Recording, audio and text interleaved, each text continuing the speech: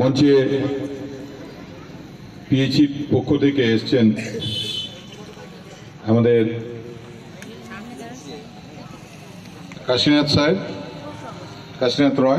সাহেব, joint BDO সাহেব আছেন, পঞ্চায়েত সমিতির সভাপতি, পূর্ত কর্মাধ্যক্ষ,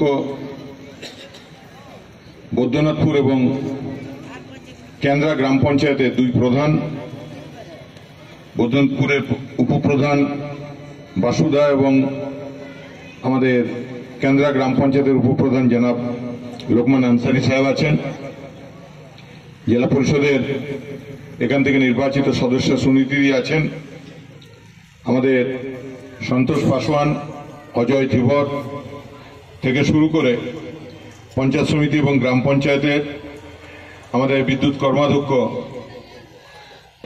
আপনারা, এবং অবশ্যই এই অনুষ্ঠানের অন্যতম প্রাণপুরুষ রবীন পাল সহ সবাইকে অনেক অনেক ধন্যবাদ এবং কৃতজ্ঞতা জানাই। দেখুন, আজ যে জায়গাটাতে আমরা দাঁড়িয়ে আছি,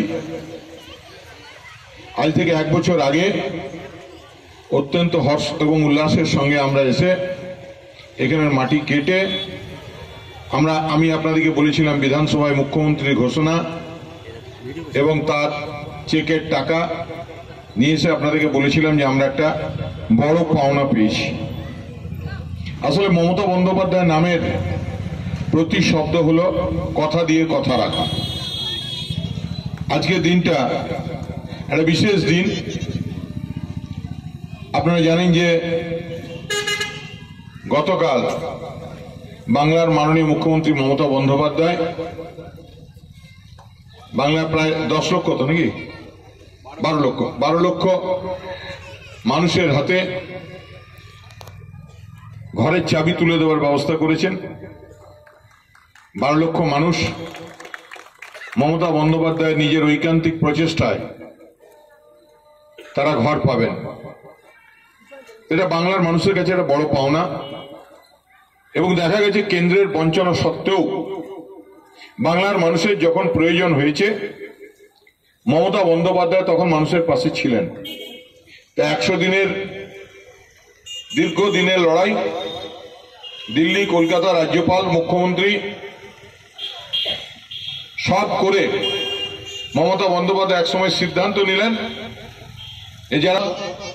এটা মমতা বন্দ্যোপাধ্যায়ের সিদ্ধান্ত, এটা মমতা বন্দ্যোপাধ্যায়ের প্রতিজ্ঞা এবং এই প্রতিজ্ঞাকে রাখার জন্য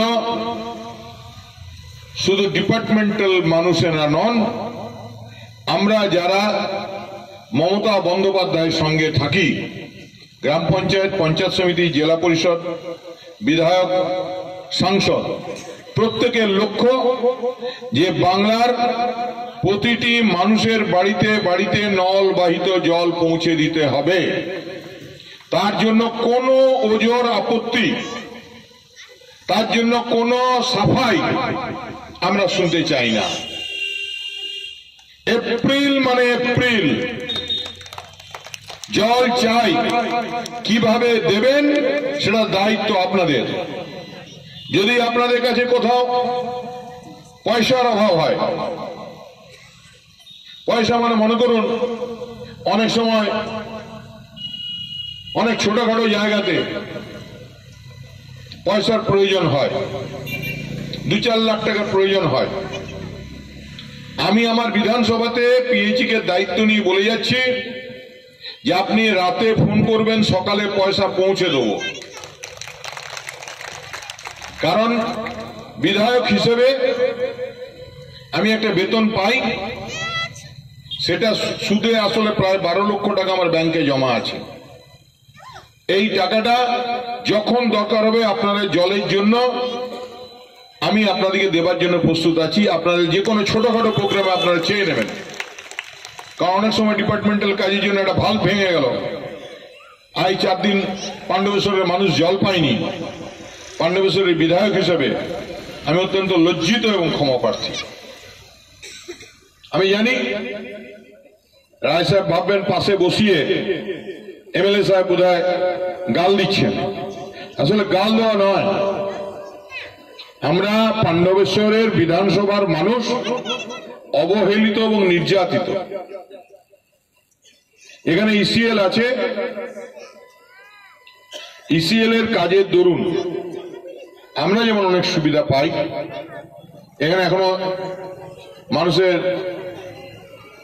2 একর জায়গা থাকলে সে একটা চাকরি পাওয়ার ব্যবস্থা আছে যদি ইসিএল নেয়। ইসিএল এর কারণে যে দুর্গাপুরে দেখা রাত্রি 10টার সময়, তা আমরা এত রাতে দুর্গাপুরে, বলে আমি তো দুর্গাপুর চলে এসেছি। কেন ভাই, কি অন্যায় হলো? বলছে দাদা জলের খুব প্রবলেম, গরমকাল হলেই জল কিনতে হয়, মাথা ব্যথা। তো এই যদি অবস্থা হয়, মানুষের ইচ্ছা মনে হয়, তাহলে আমাদের জনপ্রতিনিধি থাকার দরকার কি? মানুষ কেন ভোট দেব আমাদের? তাই টাকা লাগে টাকা দেব, দরকার হলে আপনার যদি কোনো নোটশিট, কোনো ছোট টেন্ডার, কোনো কিছু কোনো প্রবলেম হয়, আমি পিএইচির অফিসারদের বলবো যে আমি অন্য বিধায়কদের মতো অন্য বিধায়কদের মতো নয়, এটা উইথড্র করছি, আবার কে কি বলবে বাবা। হ্যাঁ, তার কাছে আমি সই করিয়ে নিয়ে আসতে পারবো।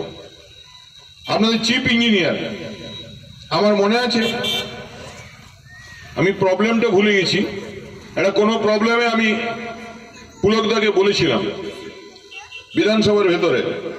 পুলকদা তখন চিফ ইঞ্জিনিয়ারের ফোনটা নাম্বারটা ধরিয়ে দিয়ে বলে তোকে একটু পরে ফোন করবে। তা আমি ভাবলাম যে হয়তো 2 দিন পরে ফোন পাবো। আমি বাড়ি ফিরছিলাম বিধানসভা থেকে।